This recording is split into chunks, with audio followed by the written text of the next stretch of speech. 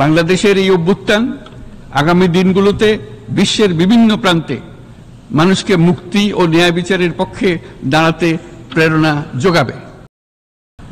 এই July August মাসে বাংলাদেশে যে যুগান্তকারী পরিবর্তন সংগঠিত হয়েছে তার প্রেক্ষিতেই আজ আমি বিশ্ব সম্প্রদায়ের এই মহান সংসদে উপস্থিত হতে পেরেছি।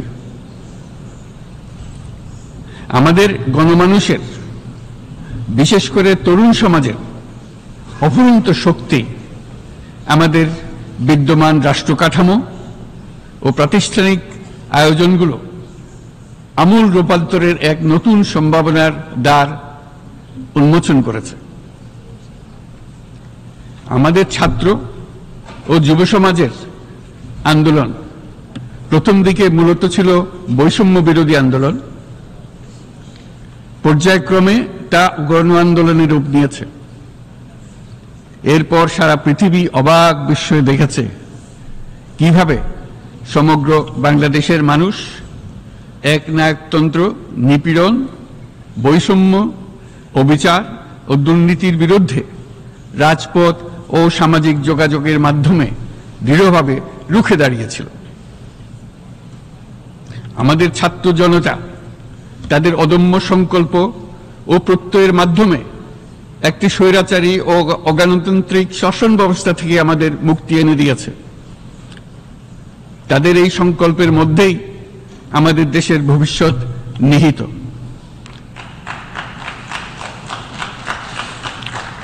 যা এই দেশকে বিশ্ব সম্প্রদায়ের মাঝে একটি দায়িত্বশীল জাতির মর্যাদায় উন্নত করবে বলে আমি বিশ্বাস করি। এই গণ আন্দোলন রাজনৈতিক অধিকার ও উন্নয়নের সুবিধা বঞ্চিত বাংলাদেশের আপামর জনসাধারণকে ঐক্যবদ্ধ করেছে। বাংলাদেশের মানুষ উন্নয়ন কর্মকাণ্ডকে অন্তর্ভুক্তিমূলক অংশীদারিত্ব রূপে দেখতে চেয়েছিল। আমাদের জনগণ একটা ন্যায্য, অন্তর্ভুক্তিমূলক ও কার্যকর গণতন্ত্রের জন্য লড়াই করেছে, যার জন্য আমাদের নতুন প্রজন্ম জীবন উৎসর্গ করেছে। আমাদের এই তরুণীরা যে প্রজ্ঞা, সাহস ও প্রত্যয় দেখিয়েছে তা আমাদের অভিভূত করেছে, সারা বিশ্ববাসীকে অভিভূত করেছে। বন্দুকের গুলি উপেক্ষা করে বুক পেতে দাঁড়িয়ে গিয়েছিল আমাদের এই তরুণরা। অবৈধ রাষ্ট্র ক্ষমতার বিরুদ্ধে প্রবলভাবে সোচ্চার হয়েছিল আমাদের তরুণ তরুণীরা, স্কুল পড়ুয়া কিশোর কিশোরীরা। তারা নিঃসঙ্গ চিত্তে উৎসর্গ করেছিল তাদের জীবন। শত শত মানুষ চিরতরে হারিয়েছে তাদের দৃষ্টিশক্তি। আমাদের মায়েরা, দিনমজুররা ও শহরের অগণিত মানুষ তাদের সন্তানদের কাঁধে কাঁধ মিলিয়ে নেমেছিল রাজপথে।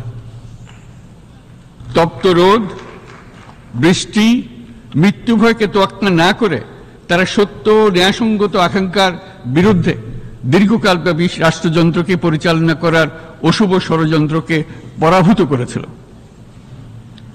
জনগণের এই আন্দোলনে আমাদের জানা মতে প্রায় 800-এরও বেশি জীবন আমরা হারিয়েছি স্বৈরাচারী শক্তির হাতে।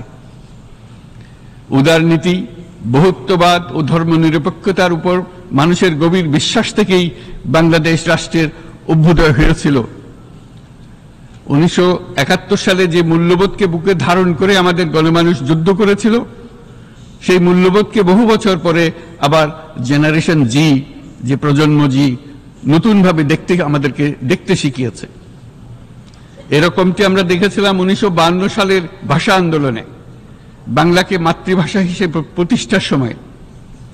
বাংলাদেশের এই অভ্যুত্থান আগামী দিনগুলোতে বিশ্বের বিভিন্ন প্রান্তে মানুষকে মুক্তি ও ন্যায় বিচারের পক্ষে দাঁড়াতে প্রেরণা যোগাবে।